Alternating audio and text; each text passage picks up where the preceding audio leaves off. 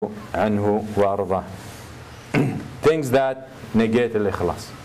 So these are the fruits of al-Ikhlaas. Now I need to tell you quickly things that if you do them, that's against al-Ikhlaas. And they should not exist in one heart. And if you find them in yourself, you need to fight them. And you need to cleanse your heart from them. And you need to get rid of them. One of them, حب الدنيا, the love of the dunya.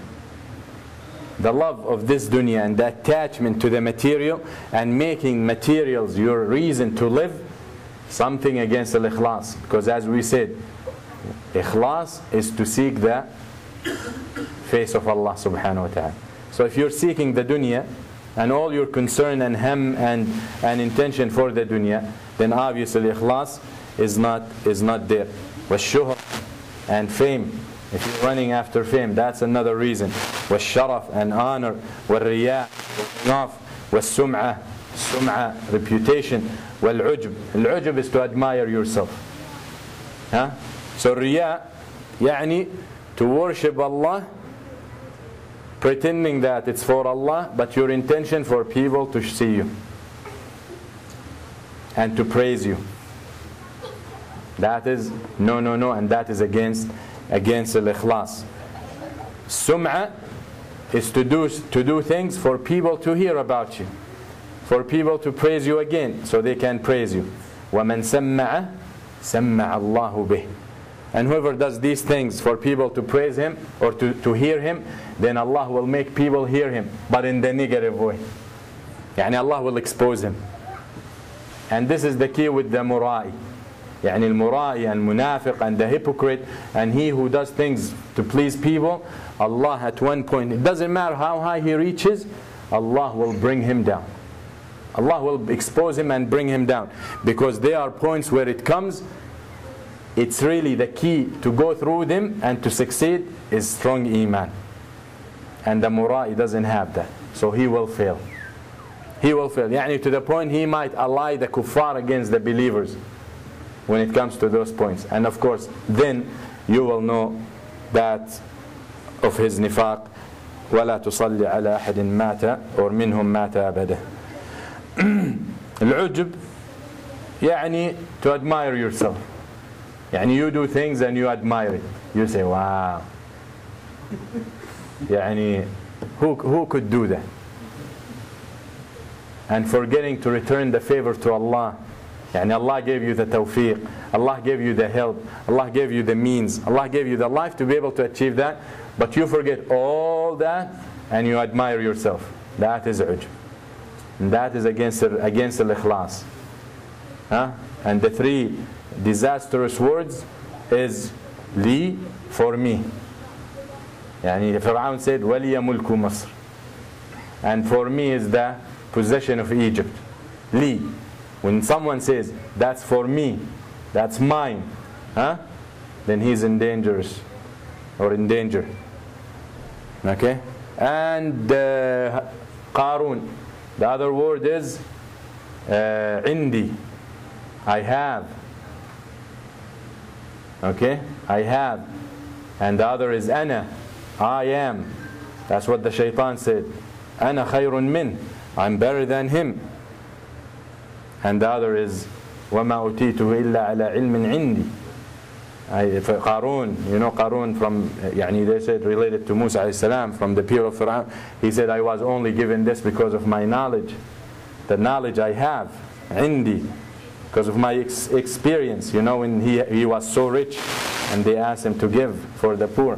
He said, I only gained it because of my experience. So Allah split the earth and swallowed him with his wealth. So be aware of those, and that is al-ujb, and all these things destroy your reward. I finish with this. Very subtle, tiny, small things that the shaitan manages to get a lot of us in, and we never realize. And these things destroy your ikhlas. You don't even know it.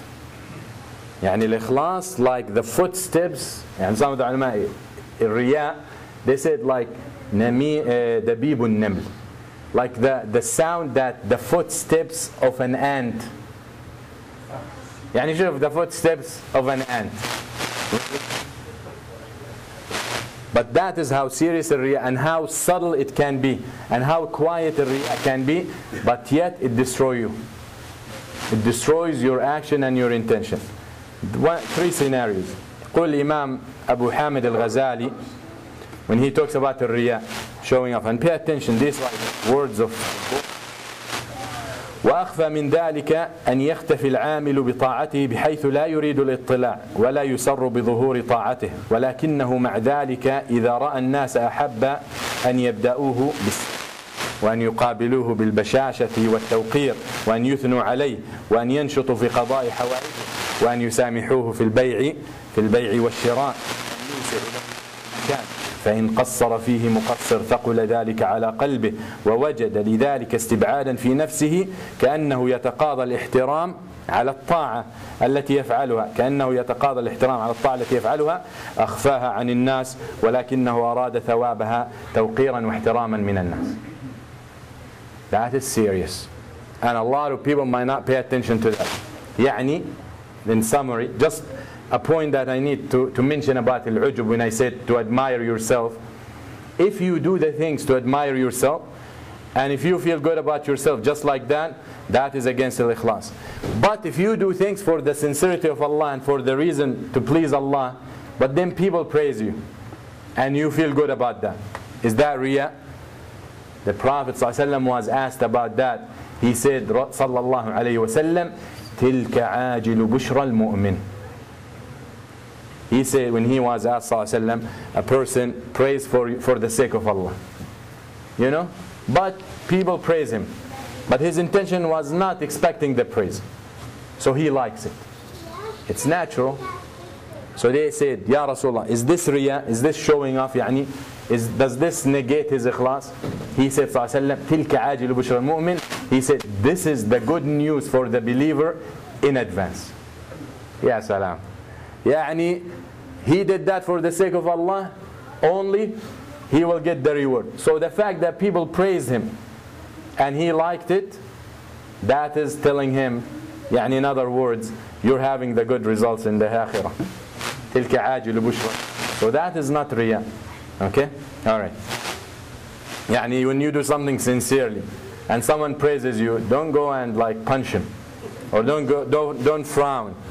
Don't get angry and say, if I get happy, then it might destroy my ikhlas. No, inshallah, you already did the action, you already know your intention, and this is something where Sufiya, yani the deep Sufis fall into by saying, no, if you think you have ikhlas, then يعني إذا رأيت أن عندك إخلاص فإخلاصك يحتاج إلى إخلاص. كل هذه يعني خربطة في خربطة. ها؟ ما أنزل الله بها من سلطان. يعني they tell you some of the extreme, they tell you, if you think you have ikhlas, then that automatically means that your ikhlas needs ikhlas. Yani this is so complicated. The person of us knows if he's doing something for Allah or for other people. That is yani automatic. Yani imagine we don't have that ability to do, then why Allah gonna judge us for ikhlas? Then that means He's asking us to do what's beyond our limits. So every one of us knows when he does something, if it's for Allah or for other reasons. That's why you keep checking your intention. So Abu Hamid al-Ghazali, when he talks about these some scenarios where al-Ikhlaas can be, or riya, showing off, can be so subtle and you don't even know it, but it's underneath and destroying your Ikhlaas. He said, you do the right thing, you do the good thing, you do the ibadah, you're righteous, and you always try to hide it from people. So far it's good. That's Ikhlaas. You, for example, you give lectures, you're khatib, you're imam, you're scholar, you're allama, you're generous person, you open schools, you're this and that. You do it for the sake of Allah. But when you communicate with people, first when you see them, you expect them to start you with the salam. Because who you are, yani. When you come to their majalis where they're sitting, you expect them to stand up for you. If there is no space, you expect them to push themselves so they can create space for you. When you go to buy and sell to them, you expect them to give you discounts, or maybe not charge you at all. Yani some people get offended if they get charged. Alright? Stuff like that. And if they don't do these things, you get angry.